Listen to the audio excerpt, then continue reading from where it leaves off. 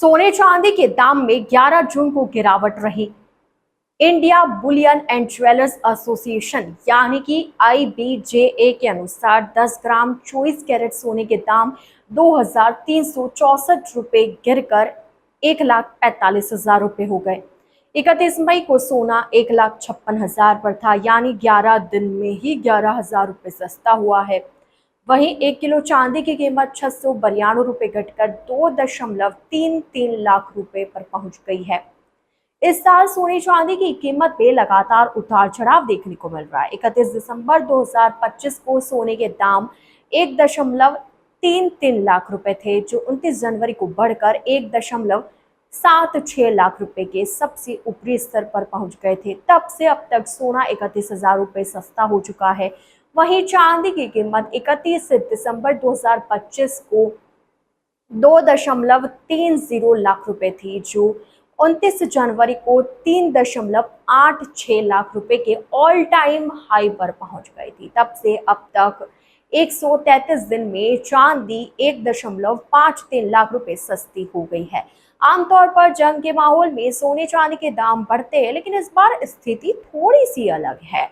Middle east जंग के कारण निवेशक जोखिम नहीं लेना चाह रहे हैं। वे अपने गोल्ड और सिल्वर को बेचकर कैश इकट्ठा कर रहे हैं, ताकि अनिश्चितता के समय उनके पास लिक्विड मनी रहे। जनवरी में कीमतें रिकॉर्ड स्तर पर पहुंच गई थी, इसलिए बड़े निवेशकों ने ऊंचे दामों पर अपनी होल्डिंग बेचना शुरू कर दिया, जिससे बाजार में सप्लाई बढ़ गई और कीमतें गिर गई। बता दें कि सोने चांदी के दाम में 11 जून को गिरावट रही।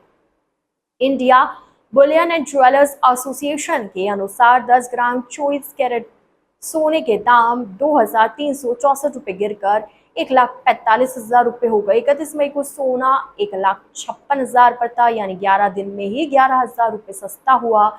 वहीं 1 किलो चांदी की कीमत 692 रुपए घटकर 2,33,000 रुपए पर पहुंच गई है। इस साल सोने चांदी की कीमत में लगातार उतार चढ़ाव देखने को मिल रहे हैं। 31 दिसंबर 2025 को सोने के दाम 1,33,000 रुपए पर थे, जो 29 जनवरी को बढ़कर 1,76,000 रुपए के सबसे ऊपरी स्तर पर पहुंच गए थे। तब से अब तक सोना 31,000 रुपए सस्ता हो चुका है। वहीं चांदी की कीमत 31 दिसंबर 2025 को 2,30,000 रुपए थी, जो जनवरी को 3,86,000 रुपए के ऑल टाइम हाई पर पहुंच गई थी। तब से अब तक 133 दिन में चांदी 1,53,000 रुपए सस्ती हो गई है। आमतौर पर जंग के माहौल में सोने चांदी के दाम तेजी से बढ़ते हैं, लेकिन इस टाइम देखा जाए तो स्थिति थोड़ी सी अलग है। मिडिल ईस्ट जंग के कारण निवेशक कोई किसी प्रकार का जोखिम नहीं ले रहे। वे अपने गोल्ड और सिल्वर को बेचकर कैश इकट्ठा कर रहे हैं, ताकि अनिश्चितता के समय उनके पास लिक्विड मनी रहे। जनवरी में कीमतें रिकॉर्ड स्तर पर पहुंच गई थी, इसलिए बड़े निवेशकों ने ऊंचे दामों पर अपनी होल्डिंग बेचना शुरू कर दिया, जिससे बाजार में सप्लाई बढ़ गई और कीमतें गिर गई।